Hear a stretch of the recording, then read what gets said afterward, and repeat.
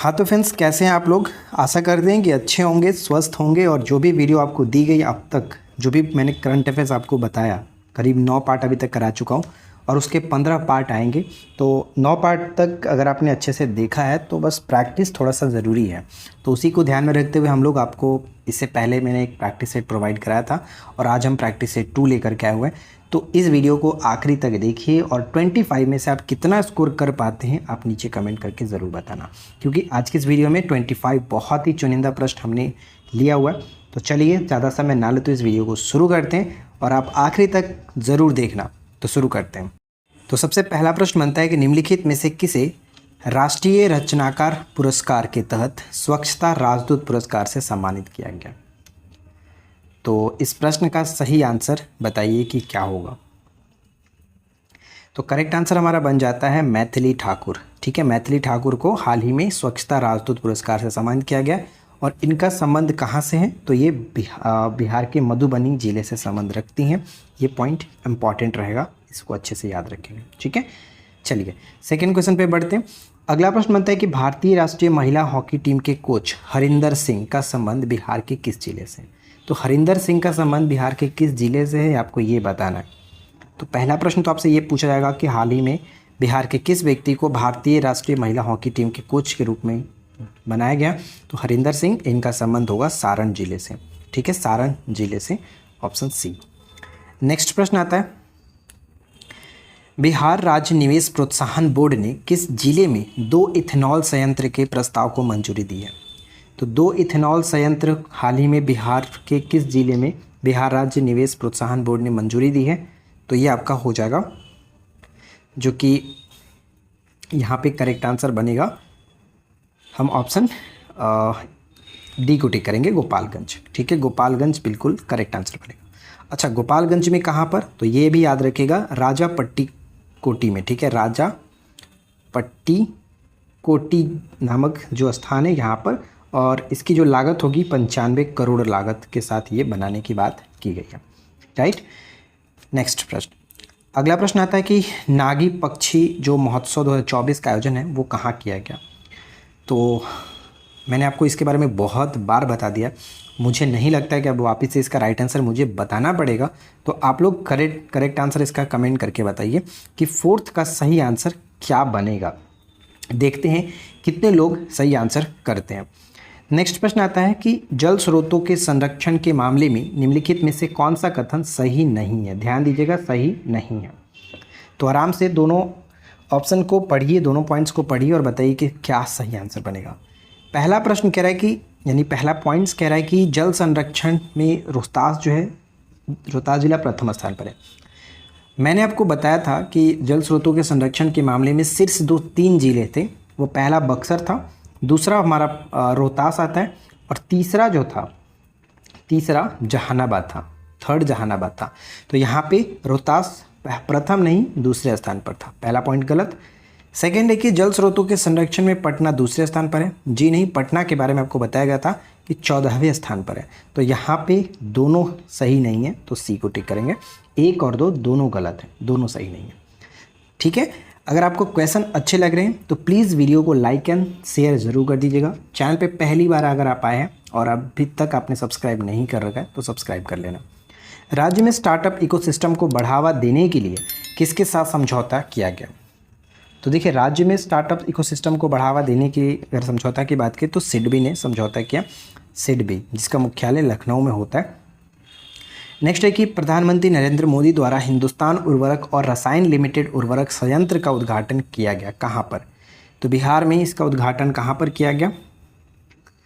तो बिहार में बरौनी में, यानी बेगूसराय के बरौनी में किया गया। और बेगूसराय के बारे में आपको बताया है मैंने कि प्रति व्यक्ति आय में बेगूसराय दूसरे स्थान पर है, पटना पहले स्थान पर है, दूसरा जो कि बेगूसराय होता है, और तीसरा मुंगेर है। हाल ही में राज्य का पहला रिवर फ्रंट स्टेशन का शिलान्यास कहाँ किया गया। रिवर फ्रंट स्टेशन का शिलान्यास जो कि भोजपुर में किए जाने की बात की गई है। तो यहाँ पे सी करेक्ट आंसर है। निम्नलिखित में से किस जिले में सॉफ्टवेयर टेक्नोलॉजी पार्क का उद्घाटन किया गया। तो सॉफ्टवेयर टेक्नोलॉजी पार्क का उद्घाटन बिहार के किस जिले में किया गया, क्या होगा करेक्ट आंसर। अगर आपने ऑप्शन ए को टिक किया तो बिल्कुल सही जवाब होगा यहाँ पे भागलपुर। राइट, भागलपुर। हिंदी साहित्य शिरोमणि अवार्ड से निम्नलिखित में से किसे सम्मानित किया गया? हिंदी साहित्य शिरोमणि अवार्ड से किसे सम्मानित किया गया? तो पुरस्कार 2024 से रिलेटेड मैंने वीडियो प्रोवाइड करा है, बिहार के स्पेशल पुरस्कार। तो अगर आपने नहीं देखा है तो ज़रूर चेकआउट कर लीजिएगा, वीडियो के एंड में आपको स्क्रीन पर मिल जाएगा, आप वहाँ से देख सकते हैं। तो हिंदी साहित्य शिरोमणि अवार्ड जो है ये मिला राम आश्रय गोयल को। राम आश्रय गोयल, करेक्ट आंसर होगा ऑप्शन सी। नेक्स्ट प्रश्न बनता है कि इनसे मिलिए कार्यक्रम के संबंध में निम्नलिखित में से कौन सा कथन सही है? इनसे मिलिए कार्यक्रम के संबंध में कौन सा कथन सही है? तो पहला पॉइंट आता है कि इस कार्यक्रम का उद्देश्य पर्यावरण संरक्षण और पारिस्थितिकी विकास में जन भागीदारी है। तो ये बिल्कुल सही था कि इनसे मिलिए कार्यक्रम में यही जो कि उद्देश्य था, पर्यावरण संरक्षण एवं पारिस्थितिकी विकास। नेक्स्ट आता है कि इस कार्यक्रम के मुख्य अतिथि पद्म विभूषण प्राप्तकर्ता डॉक्टर अनिल प्रकाश जोशी थे। तो देखिए पहला तो सही था लेकिन दूसरा गलत होगा। अतिथि के रूप में डॉक्टर अनिल प्रकाश जोशी थे, लेकिन ये पद्म विभूषण नहीं पद्म भूषण के प्राप्त करता है, तो ये पॉइंट हमारा गलत हो जाता है। तो सही बताना है तो केवल और केवल एक सही होगा, ऑप्शन ए को टिक करेंगे। तो ये छोटा सा चीज़ ध्यान रखेगा। और हाल ही में पद्म विभूषण से किसे नवाजा गया? तो हमारे सामाजिक कार्यकर्ता वैशाली के जो है विदेश्वरी पाठक जी, जिनको टॉयलेट मैन ऑफ इंडिया के नाम से भी जाना जाता है। तो ये चीज़ ध्यान में रखिएगा, क्योंकि इन्होंने सुलभ शौचालय की स्थापना किया था और उसके वजह से पूरे विश्व में ये प्रसिद्ध हैं। तो ध्यान रखिएगा, हाल ही में 2024 में इनको पद्म विभूषण से सम्मानित किया गया। टोटल 7 व्यक्तियों को बिहार में पद्म पुरस्कार से नवाजा गया, जिसमें पद्म विभूषण का पुरस्कार विदेश्वरी पाठक को मिला है। ये पॉइंट इंपॉर्टेंट है। निम्नलिखित में से बिहार लघु उद्यमी योजना की शुरुआत कब की गई थी? तो बिहार लघु उद्यमी योजना की स्टार्टिंग की जाती है कब? तो इसकी स्टार्टिंग होता है 5 फरवरी 2024 को। ये चीज़ याद रखेंगे, 5 फरवरी 2024 इंपॉर्टेंट रहेगा। चलिए आगे बढ़ते हैं और अगला प्रश्न है कि वित्त वर्ष 24-25 में बिहार में मनरेगा मजदूरों की दैनिक मजदूरी कितनी है? तो हमने हाल ही में बिहार आर्थिक सर्वेक्षण जब डिस्कस किया था तो उसमें आपको बताया गया था कि मनरेगा मजदूरों की जो दैनिक मजदूरी होगी वो 245 रुपये होगी, 245 रुपये। गर्दनीबाग पटना में मुख्यमंत्री द्वारा स्थापित बापू टावर की ऊंचाई कितनी है? तो हाल ही में मुख्यमंत्री नीतीश कुमार जी के द्वारा पटना के गर्दनीबाग में 120 फीट ऊँचे, ठीक है, 120 फीट ऊँचे बापू टावर का उद्घाटन किया गया। कब? तो ये भी याद रखेगा, 4 फरवरी को, ठीक है, 4 फरवरी 2024 को इसका उद्घाटन किया गया था। ये डेट इंपॉर्टेंट रहेगा। गंगा नदी पर एक फ्लोटिंग रेस्टोरेंट बनाने की योजना किस जिले में बनाई गई है? तो गंगा नदी पर एक फ्लोटिंग रेस्टोरेंट बनाने की जो योजना की गई है वो बिहार के किस जिले में किया गया? तो बिहार के भागलपुर में, राइट, भागलपुर यहाँ पे करेक्ट होगा, ऑप्शन बी। अगला सवाल क्या बनता है कि वित्त वर्ष 24-25 में स्कीम मद से किस विभाग को सर्वाधिक आवंटन है? तो सर्वाधिक राशि जो आवंटित की गई है वो किस विभाग पर? शिक्षा विभाग यहाँ पे करेक्ट होगा, शिक्षा विभाग करेक्ट होगा। अगला सवाल क्या बनता है? निम्नलिखित में से सामाजिक कार्यकर्ता बिंदेश्वरी पाठक को किस पुरस्कार से नवाजा गया? तो अभी मैंने आपको क्या बताया कि बिंदेश्वरी पाठक जी को हाल ही में पद्म विभूषण यानी भारत का दूसरा सर्वोच्च सम्मान है, सर्वोच्च नागरिक सम्मान के रूप में जाना जाता है, इनको मिला। और अगर भारत रत्न की बात करें तो हमारे पूर्व जो मुख्यमंत्री थे कर्पूरी ठाकुर जी, इनकी 100वीं जयंती पर इनको भारत रत्न से नवाजा गया।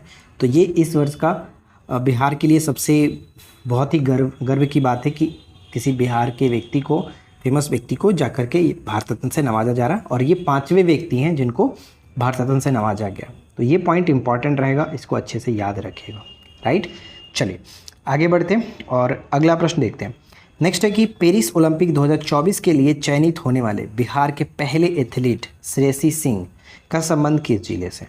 तो पेरिस ओलंपिक 2024 के लिए चयनित हुई हैं बिहार की पहली जो एथलीट बनी है श्रेयसी सिंह, इनका संबंध बिहार के जमुई जिले से हो जाता है, जमुई जिला, ऑप्शन सी।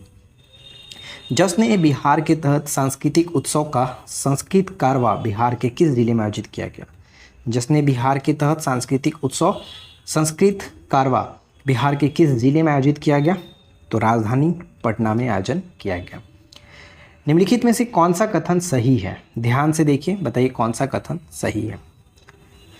पहला पॉइंट, साहित्य अकादमी अनुवाद पुरस्कार। तो साहित्य अकादमी अनुवाद पुरस्कार मेनका मलिक को दिया गया, जो कि बिल्कुल सही है। मेनका मलिक को ही ये पुरस्कार मिला है, साहित्य अकादमी अनुवाद पुरस्कार, इंपॉर्टेंट रहेगा, याद रखेंगे। सेकेंड पॉइंट कि इंटरनेशनल चेस फेडरेशन द्वारा कैंडिडेट मास्टर 2024 का टाइटल साइस कपूर को दिया गया। जी नहीं, यहाँ पे साइस कपूर का नाम तो बिहार से इस वर्ष जुड़ा हुआ है ही, क्योंकि टाइम मैगजीन द्वारा एआई को बेहतर काम के लिए बिहार के किस व्यक्ति को चुना गया था दुनिया में 100 शीर्ष व्यक्तियों के रूप में, तो साइस कपूर थे। तो यहाँ पे साइस कपूर का संबंध कैंडिडेट मास्टर के रूप में नहीं था। उनका नाम क्या होगा, तो उनका नाम आपको याद रखना है कि रेयान मोहम्मद। ठीक है, यहाँ पे जो टाइटल वाला बात किया गया कि इंटरनेशनल चेस फेडरेशन द्वारा कैंडिडेट मास्टर 2024 का टाइटल किसे मिला, तो रेयान मोहम्मद को मिला है, रेयान मोहम्मद को दिया गया, ये याद रखेंगे।